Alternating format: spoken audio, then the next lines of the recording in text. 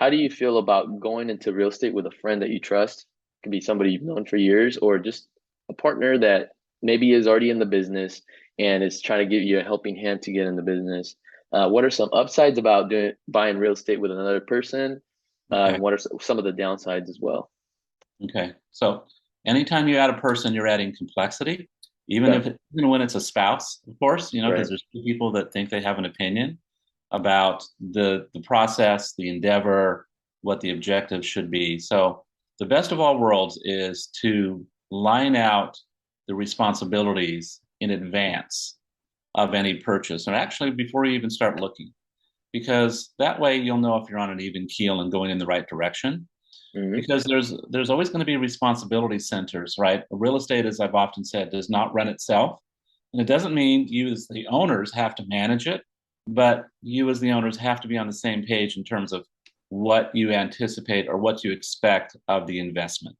Because it right, is an investment, right? It's not only money, it's time. And it doesn't matter how much money you have, you only have so much time. Everybody gets the same 24 hours in a day. So you want to be on the same page on the front end so that when that acquisition is made, everything's already lined out as to what the responsibility centers are. So, for example, one person may be responsible for gaining the financing, right, for getting the loan, or maybe both. But let's just right, say it's one person that says, you know what, you have the equity, I'm going to get the loan, and then we'll right, proceed with this together, right? So, okay, great, good, wonderful. The purchase is made. That's not the time to say, okay, now what? So, in advance of that purchase, who's going to manage? What are our objectives for this particular property we're looking to buy? Are we going to hold it forever? Are we going to just wait till it increases in value at some point? Are we going to push that decision until later? If there's cash flow today, let's say you make a really good purchase, you put down a substantial down payment, and there's cash flow today, $1,500 a month. What happens to that cash flow? Well, one right, person's going to say, well, we're just going to split it. We're going to each keep 750. But somebody has to raise their hand and say, hold up, we need to reserve. We need to keep some money with the property for future maintenance, right? For things that go wrong that are just necessary so that 18 months from now, when we learn that we have to replace the two front windows, we're not scrambling looking for money. That's why you reserve for property from the very right. beginning. So that's the most important thing, I think, with having a partner, making sure you're on the same page. I'd like to say, and this is too strong of a statement for this conversation. Hmm, And in a different environment of this conversation, I would be saying the first thing you do before you buy real estate is talk about your exit strategy. wow, So okay, that's a whole different scenario, a whole different question than we're trying to capture in this small few minutes. right. So those are my ideas on the front end. Make sure you're on the same page, make sure you know what your responsibility centers are, and then have some goals going forward. Right. Yeah, that sounds very important. If you can narrow it down to three upsides and three downsides, what would you say the upsides are and the downsides? Just The very upside, short, the upside is there's strength in numbers, right? Whether it's right? pleasure or pain, we do better with other people, so we're not isolated. So it's good to have people, particularly knowledgeable people around. Right. So it's generally a good thing when you have more people than less. So that's a positive. Okay.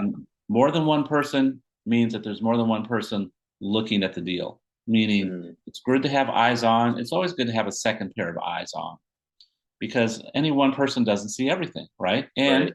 you may have different skills. So that's back to being more than one person. One person has good skills in this area, another person has good skills in another area. And I can use my dad and my aunt as a great example of long-standing real estate investors. My Right. aunt does the bookkeeping and the accounting. My dad does the maintenance. That's how they Mm, did it for years and years. Either right. one of them could not do the other person's job, right? There just is no way. I mean, Right. that's not what they were trained to do. So there's another upside to have people around you that have different skill sets. So Right. is that three Leverage. upside? Is that three upside yet? Did I get to three? Uh, People, one second more. set of eyes, Yeah. um, just recognition that real estate doesn't run itself going in the front on the going in at the very beginning. Recognize when you buy a piece of real estate, that's not the end of the deal. Right. That's just the first day of the rest of your life with that piece of property. Right. So I'm hoping I mentioned at least three things on the upside.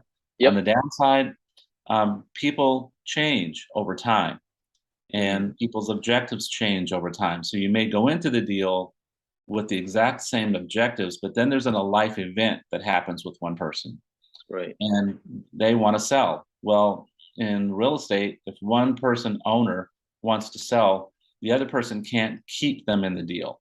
You Right. have to come to a resolution, whether the person that wants to keep it acquires the other percentage, or there's a sale, or there's some mechanism, because you can't keep someone in a deal that doesn't want to be there. So things change. That's one negative. Another Right. negative is if neither of you really know what you're doing, Mm. but you think you can hoof it, that's probably not a good idea to proceed because in this business there's too much money at stake, and in this case it's your money, right, as the investor. You Right. can't hoof it, and you can't say I'll figure it out later. So I think the downside is people get cocky thinking, oh, I've read these books, I've seen these videos, I even watched the movie, I know what to do. So that's why I always circle back, right, and say, please hire professional property management. They do this all Right. day, every day. Have them by your side. And then I think another negative, which maybe I'm repeating myself or just saying it in a different way, having Right. a plan from the beginning, not Yeah. trying to figure out the plan as you go forward, because there's too many potholes in the road, and if you can avoid them from the beginning, you're better off.